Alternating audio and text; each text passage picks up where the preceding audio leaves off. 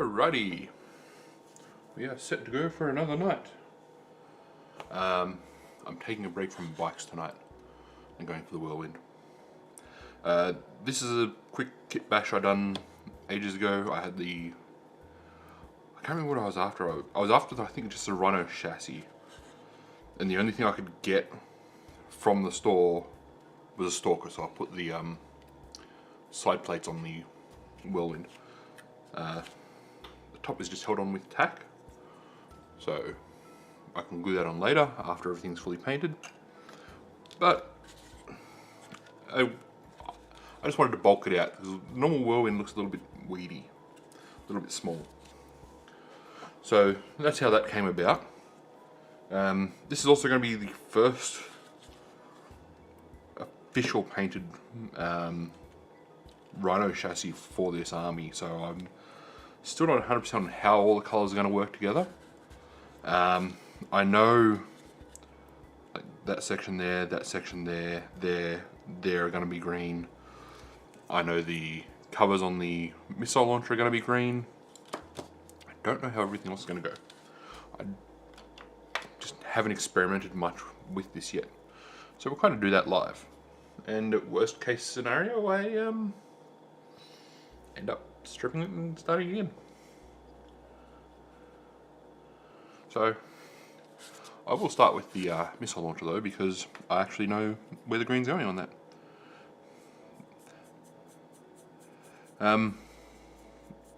So this Whirlwind is one of 3 that I've got second hand, as well as a few other vehicles that I've got second hand. So there are some imperfections. Not saying that I'm perfect, but there are some imperfections there that I'm going to find as we paint. Hopefully I've stripped the paint enough that it's smooth from where it was originally. It was not the best paint job. It was also a very old paint job and was looked like it was starting to crack and split in spots. So eventually I've been able to try and strip stuff down. Recently getting an ultrasonic, I say recently, like within the last year, 2 years. Anything like that is pretty recent for me. Got an ultrasonic cleaner, so I use that to strip paint off, which has been great for getting things back to where they sort of should be as far as quality goes.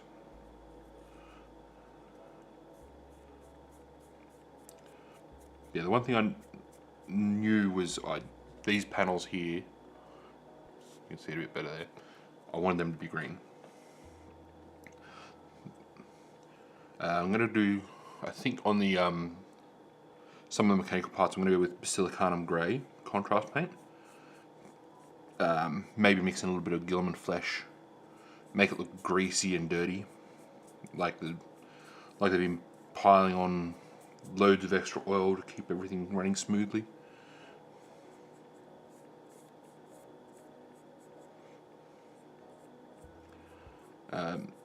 This one is the Castellan missiles. I will be painting the missiles themselves at some point, so I'm not worried about a little bit of spillage at the moment.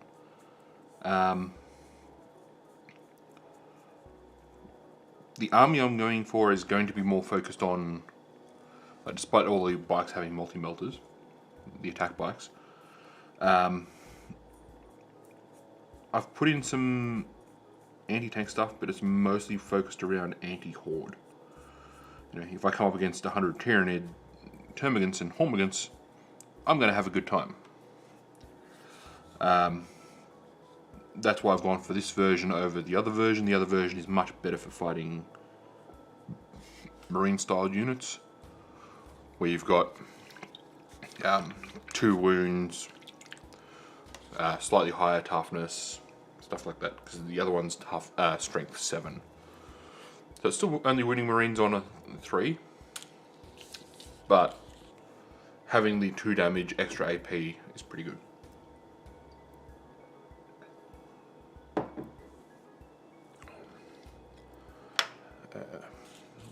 this brush here.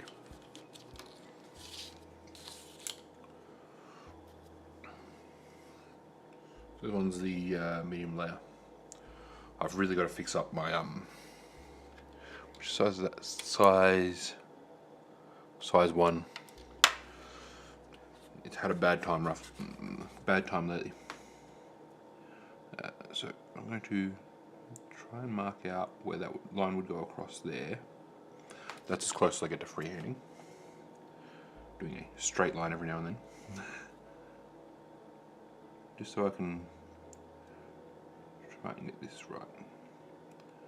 Because I don't think I want this panel here to be green. I think that's just a bit too much.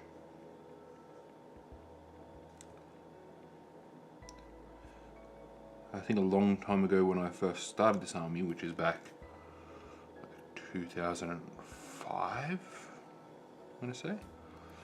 I'm pretty sure I started painting a rhino and then just forgot about it and lost it. I do still have the 2 original land spears I painted for the army.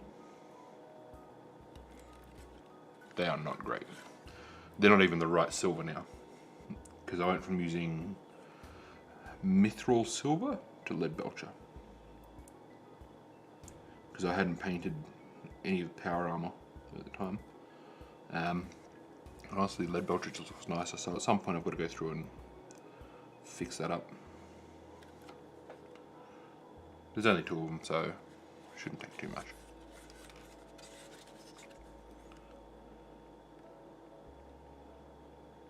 The other wonderful thing about the Whirlwind is it gives people somewhere to shoot their anti-tank if they can see it. Having a unit that you can sacrifice to anti-tank is sometimes just really good. Because if the choice is between shooting at the Whirlwind that's going to be getting hit on whatever you're hitting on normally, to not overly tough target, sometimes that's a better option for players than shooting at the Storm Talon that's going to be trying to deal with a lot of their stuff. Make that choice and giving them a chance to make mistakes is good. And if they don't take the bait, then you've still got a Whirlwind. And if they have a lot of anti-tank, you're screwed.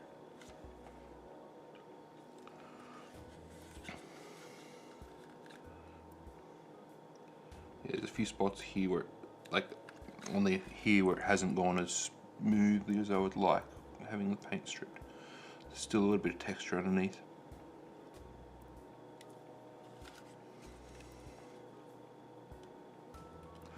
One of the Vindicators I have, I actually had to pry apart, like cut it open, replace stuff because there was panels stuck on backwards and upside down, and don't ask me how they managed to get it so wrong assembling it.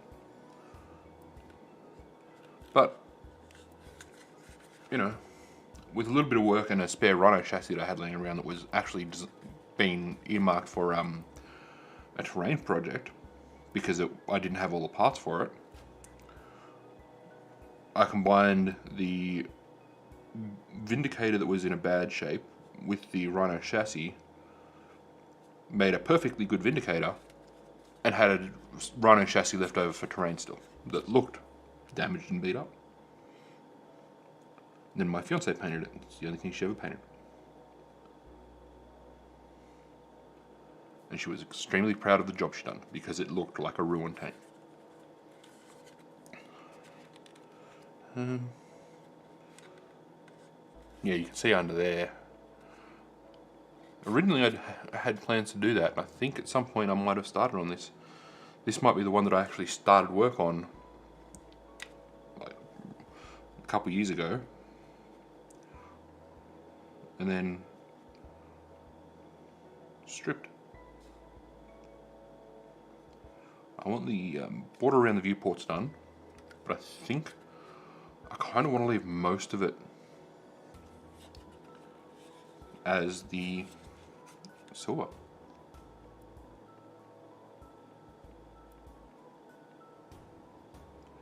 I'm of course going to tidy up all this stuff.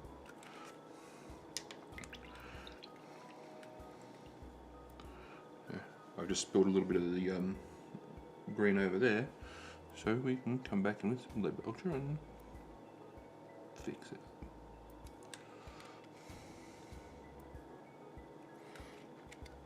Yeah, I think I might hit the lead belcher under there too and try and build up back to the silver, in case for any reason I ever decide that I want to have that open.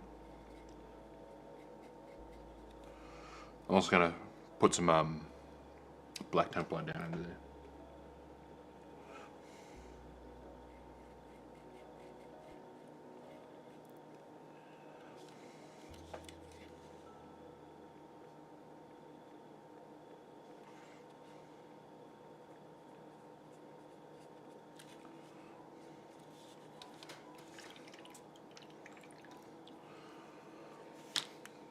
So we'll be aiming at something like that, where you can see that there's the green involved. Like the bikes, where there's not much green on them, try and keep it mostly silver. Same as I've done with some of the bikes, the silver area is going to get broken up by different contrast paints and stuff on them.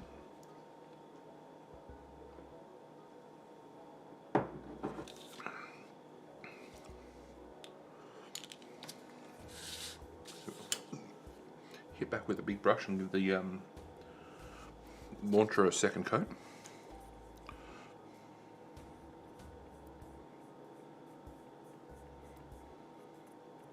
I used to have a different brush for this that I picked up really cheap at a hobby store.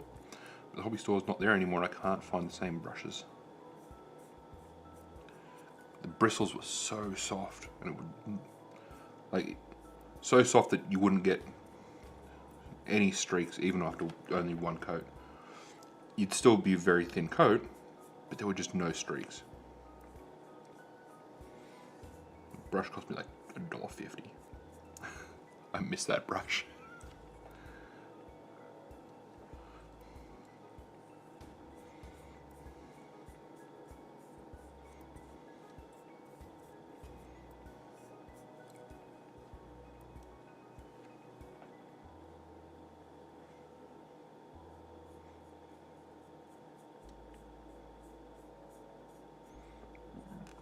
We're getting a pretty smooth coat here though. And yeah, there's a couple of spots where I'm going to need to clean up the silver, but that's fine. You know, these spots here on the side there. The main thing is to get the green nice and smooth.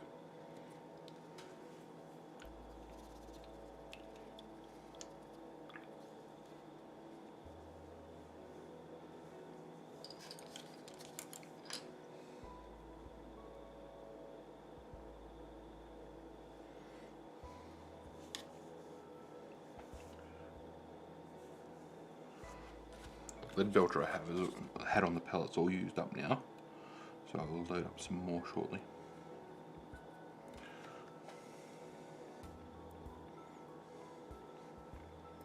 I know, yeah, a lot of people say you shouldn't use metallic paints on wet pellets because the metal flakes will get through the paper or some crap.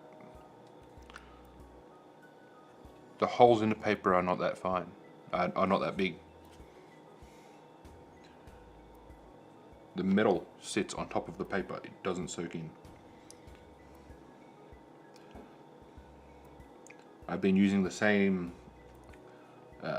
sponge cloth thing that came with this pellet for I think 2 years now, and the only spots where it's not brand new clean are spots where I've spilled paint over the edge.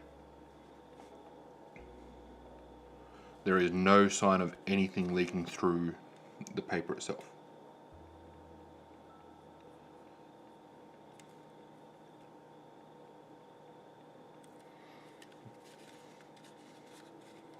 I think it's the equivalent of trying to fit a BMW down a hallway. It's just not going to work. It is the metallic flakes are far too big to fit through paper.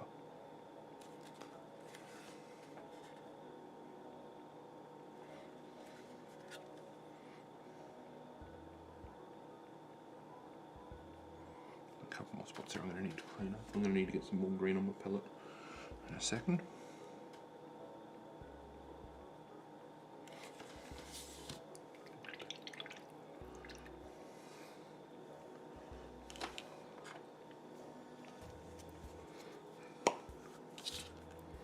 Yeah, there's a lot of stuff in the hobby that I've noticed that people get superstitious about.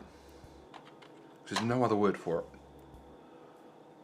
Like, there is no reasonable way that the mica flakes from a metallic paint will make it through the paper, but people are still paranoid about it. Same way they're paranoid about dice and stuff like that.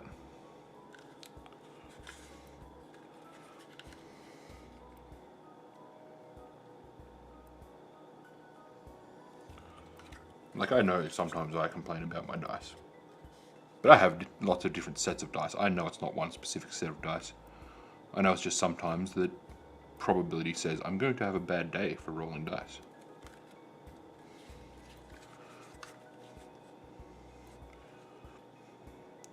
When I was recently at Arc 40k in Melbourne, one of my opponents was having a really bad day with his dice. He put a bike squad, it was 3 Death Watch veterans, all with different varieties of power weapons, into 10 Necron warriors, and didn't kill any. And the next turn he killed 1, and the next turn he killed 2. And then his squad died before the warriors did, and everything shot at the warriors and the warriors died. It was just those bikes were having a bad day. Well, rolling dice for those bikes was a bad day. Yeah, there was a couple of other instances where his dice just completely betrayed him. He needed to, at one point, make 6 3-up saves and rolled 6 1s. And you can't put that down to anything other than just bad luck. I think we're going to do another coat of green. Yeah, I felt so sorry for that guy. Like, he was making good tactical moves, but his dice just would not let him succeed. And the mission didn't help him much. I suppose the mission had a special rule that let you bring units back from the dead. So he got to keep bringing units back, but the units were units that I was killing easily because of my army composition. Redemptor Dreadnought, when I had 3 Locust Heavy Destroyers and 2 Doomstalkers and a Catan, like, the Dreadnought was not going to be doing much. It was actually it was an ironclad Dreadnought. He'd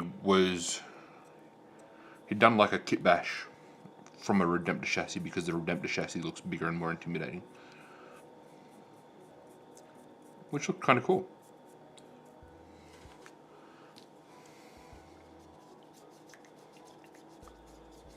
Ironclads are another thing that I've got to finish painting for this army. I have so much stuff that I need to finish painting for my Marines in general. You know, being able to have ironclads painted up would be really nice. They're one of those units, I really love them, but I can't always find a spot to fit them in my army because they're just slow. And the Storm Raven to transport them is not really great to use at the moment.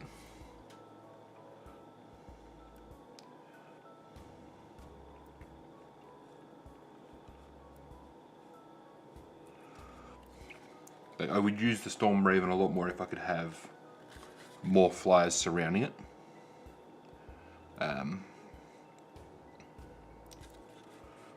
I think to make a Storm Raven work, you've got to run a vehicle heavy list, and the limits on flyers make it really hard to have a list where you can make use of the transport capacity. Like 2 Storm Talons in a list, that's a pretty good time. But those 2 Storm Talons cost the same as 1 Storm Raven.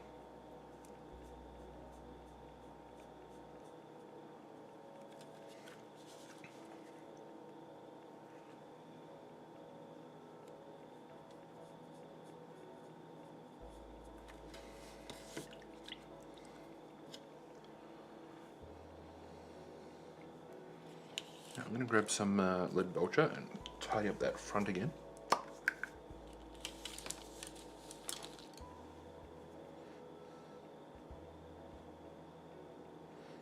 I've swapped to a different medium layer brush. This one's a little bit older. I don't think I really talk about it. This one here is about 5 years old and it's started to wear down. So I use it for the metallics, since metallics can really rip up your paintbrushes. So I'll try and limit which brushes get in contact with metallics, just so I'm not accelerating any deterioration.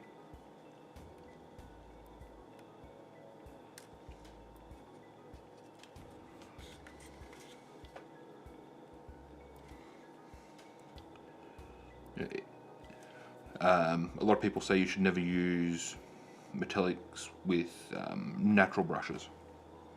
I don't own any natural brushes, but I don't use them for my expensive synthetics. I have considered buying some natural brushes, but God, they're hard to get hold of. They're expensive and they're quite often out of stock.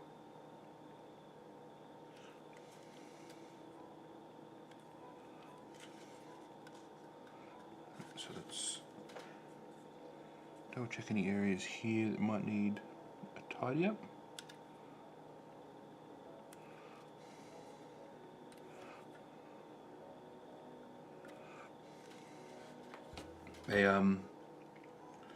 One of the stores I buy from pretty regularly has not had any, not even the synthetic, like good synthetic brushes for about a year, because they just can't get stock, let alone being able to keep stock of smaller natural brushes.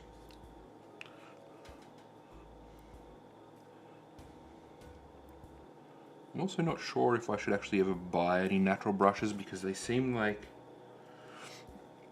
they require that extra step on care, and as careful as I try to be, I'm not always great with that stuff. I come back to the paint desk after a weekend away and found that I left a brush sitting in the water pot, and that is not good for your brushes. So do I really trust myself to take care of a, you know, an expensive Winsor Newton Series 7 or some crap?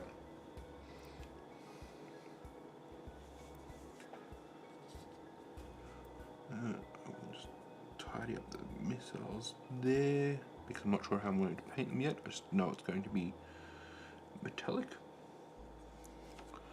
So I'm thinking I might do Flesh Terror's red contrast over the tip of the missiles, and then paint the very tip in yellow.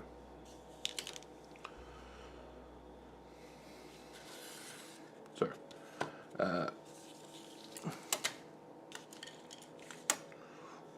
for the, I'm going to start with some silicone grey on some of the mechanical areas,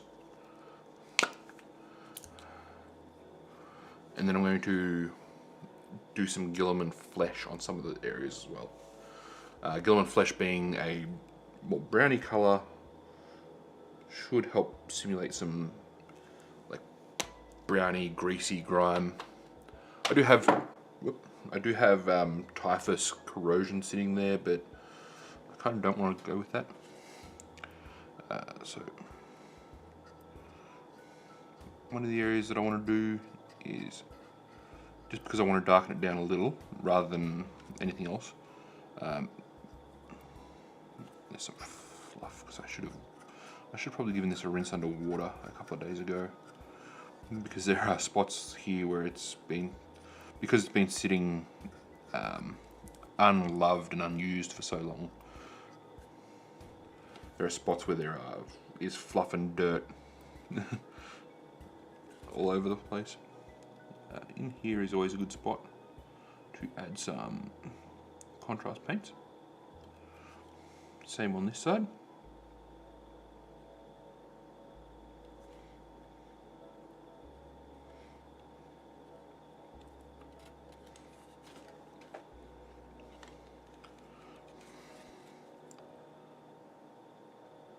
I mean, I could really use Black Templar here and it would be good as well, but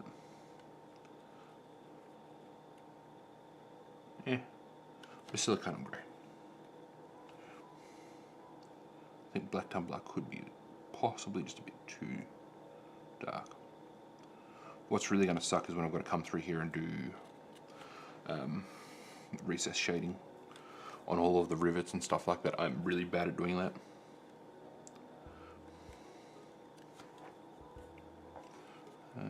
So into there can get some.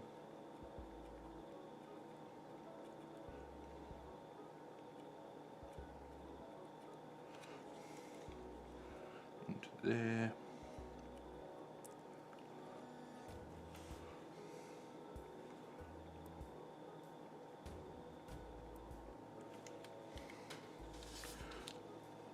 Yeah. I'm going to try and cheat this. I just painted all over that area, knowing that it would run into the recesses, and wipe it clear. And for the most part, that's just going to stay in the recesses. Cool. That.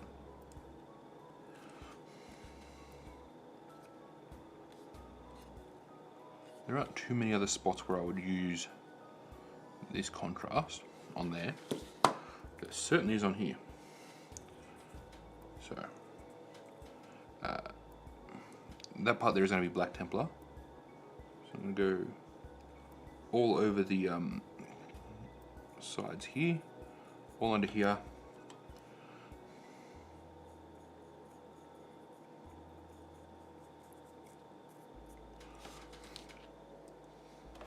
Put that back. No, that was silly of me. Put it back on the rack. Basilicanum Grey to me is like the new Nuln Oil. It does everything that Nuln Oil does, just a little bit better. For mechanical stuff, it does a little bit better because it looks a little darker. I don't need to use 2 coats of Nuln Oil. It's a little glossier, which gives that nice oily effect. For a long time, I was using a lot of gloss Nuln Oil. And this has kind of just replaced that because it is a little glossy, but not mirror shine glossy like the Nuln Oil gloss can be.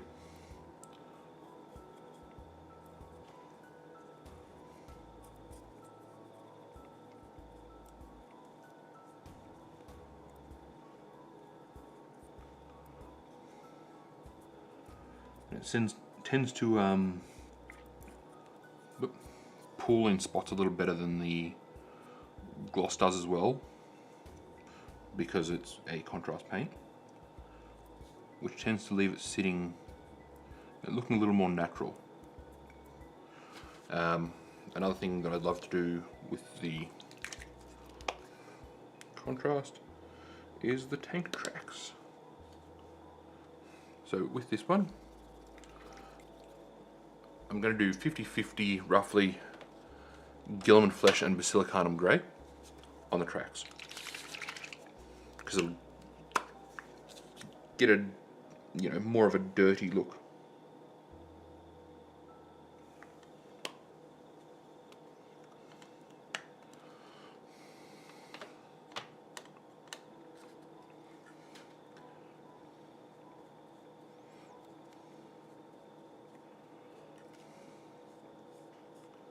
I can't remember where I first done this on a vehicle.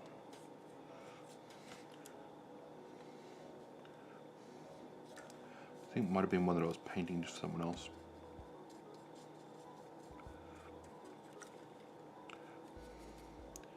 It gives, especially on like a silver vehicle like this, it makes the tank treads stand out a lot more. Because when you're painting something that's primarily silver and would primarily have a lot of silver parts, you need to break up the color a lot. So different shades, like you've seen with the bikes, where I used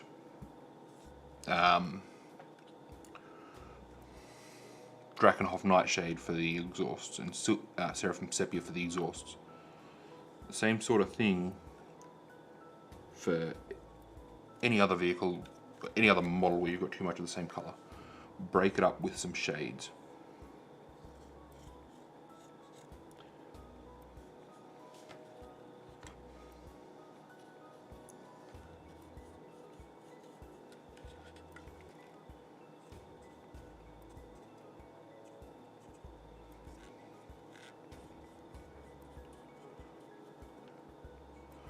And since I've learnt stuff like this, it really makes me want to go back. I started painting some Imperial Knights and then I stopped doing them because they were too big and I wasn't using them and it wasn't worth the time. Now I've learnt some of these, time-saving sort of techniques that make things just look a little better. I'm really tempted to go back and... They're not assembled, they're only in sub-assemblies. They're only base-coated. I could go in and start doing some more work on them, and I think I'd feel really good about some of the stuff that I've learned and being able to put that into action. But instead I keep committing to painting other stuff for other armies.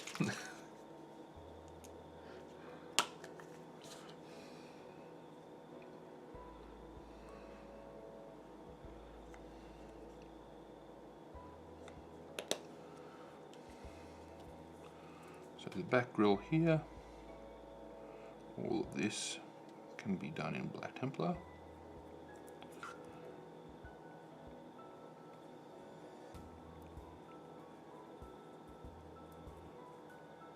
Because this is sort of detail that Black Templar is really good for, that contrast paints in general are really good for.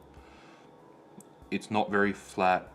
Where it is flat is an area where you could expect some color variation, and it will roll quite nicely into the detail, like that. Just a little more around the edge there, just to even out the transition.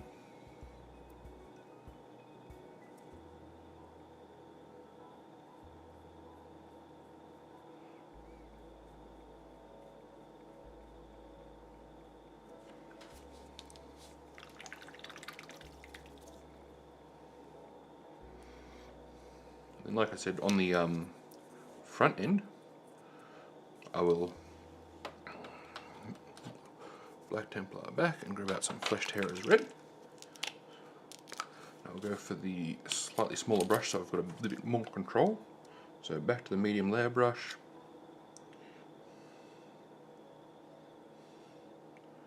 Some in the palette.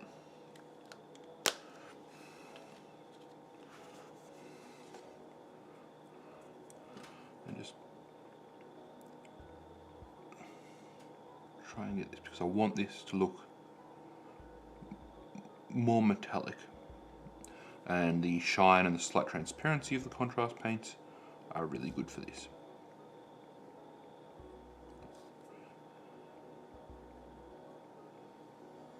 As long as I can get a nice smooth transition, it'll give like a candy red finish.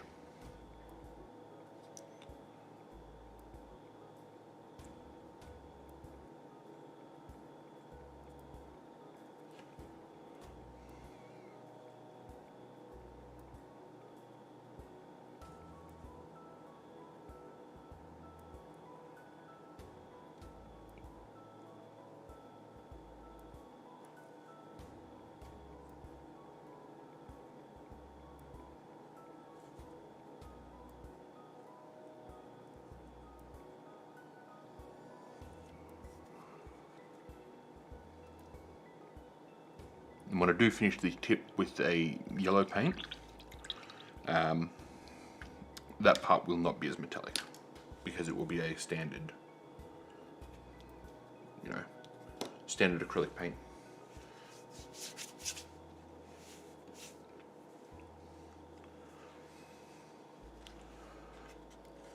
So while I've got time, I think I'll get some of the Black Templar again, put that one back, and go into those window slots at the front.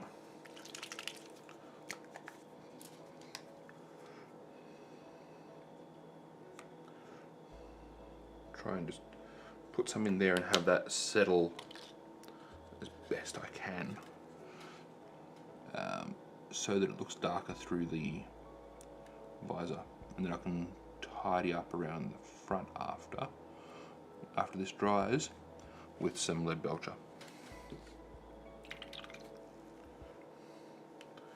The Aquila will be Retributor armor, because all marine Aquilas should be gold.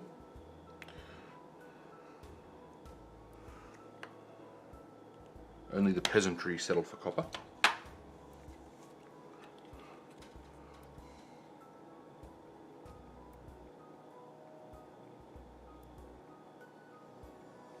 I don't think, I didn't show you how I do the lights for the bikes, so I will show that here as well.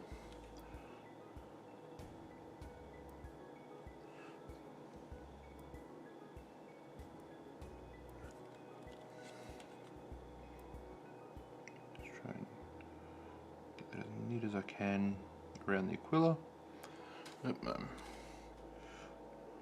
Sliding out of view. Yeah, that's good enough. I still have some Thunderhawk blue there. I think Thunderhawk blue is going to be the colour I'm going to use for the ports. So around this edge there are 3 ports around this piece. Again, just an extra colour to break things up.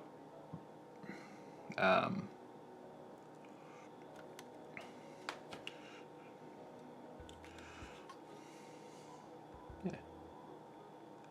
I had something to say and then my mind went blank. It's almost like I'm not used to talking this much.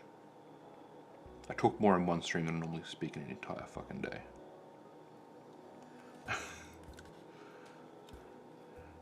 I'm going to hit this one here as well. I think that's a viewport, maybe?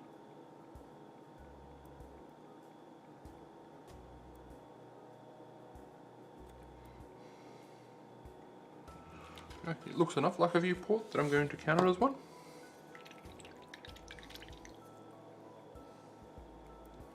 You told me? I'm going to need to clean up some of this palette though. After the stream I'll have to take it out back and spray it down with some alcohol and clean it all up. Because contrast paints make a mess. Any other areas that need a silver tidy up? Right there. I still haven't.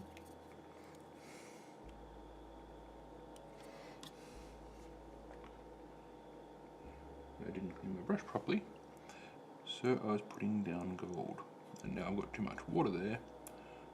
That's not going to get much coverage.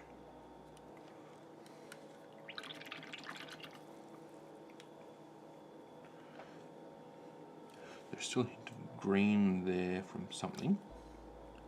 And there. I assume that's a mistake that I made at some point in the past.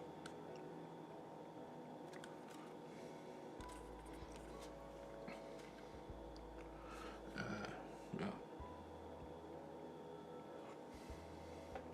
Skulls. There's skulls on the side.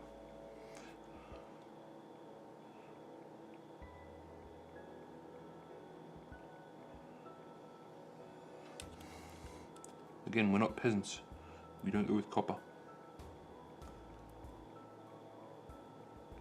Well, we use copper occasionally.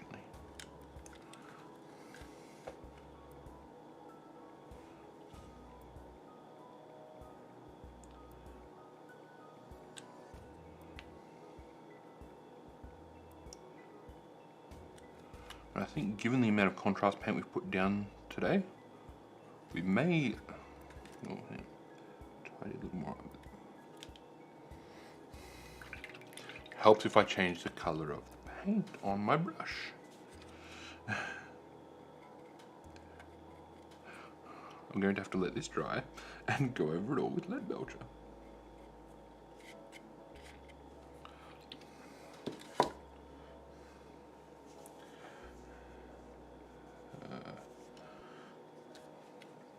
Brain no work.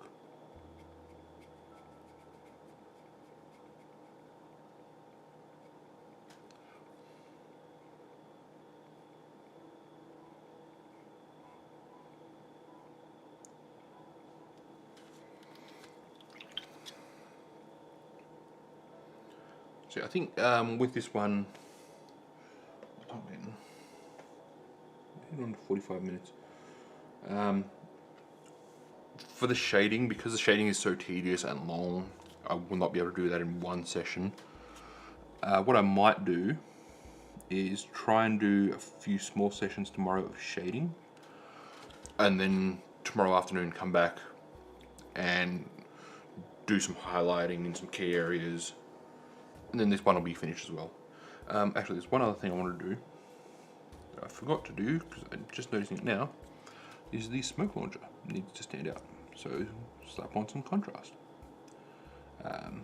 This is the Black Templar, I think.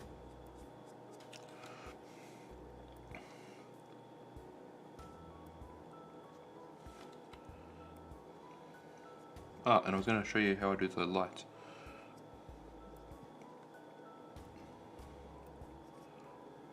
So at least there's still some details I can get done tonight. So for the lights, I normally rip out some white. In this case, I'm going to go with white scar. I don't need a lot of it, just enough that I can get a little bit of coverage in one spot. So what I'll do is, and I will show the second part of this tomorrow. So I just paint over the entire area with white. It doesn't have to be a perfect coat, because it's not going to be our final color.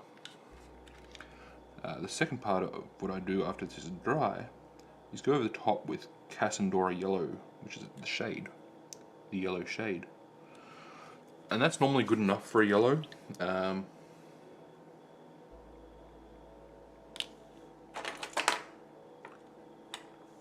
actually I can show here.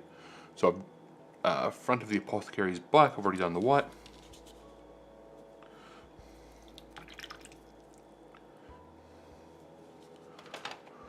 Grab the Cassandora yellow, and all it takes really is like a drop. It doesn't take very much. It'll just stain that white a little bit.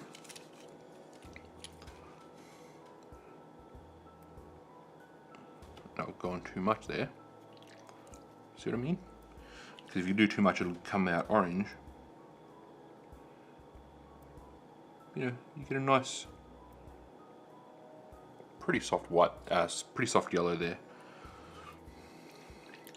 And then the metal grid that goes over the lights, I come back with some lead belcher and fix that up. But hey, that's another step done on the apothecary. I'm not sure what I'm going to do. I might put some null oil or something on the inside of this bit here, because I didn't put any of the contrast paint there.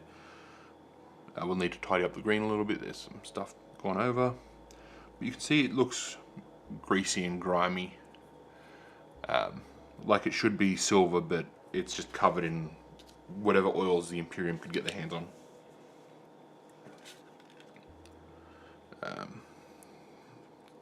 Tracks a little bit brown. We're going to dry brush them later on. So yeah, I think we'll end up there for the night. Thanks for hanging around. As usual, like, comment, subscribe, social media, all that sort of stuff. Really helps out the channel. Have a good one, guys.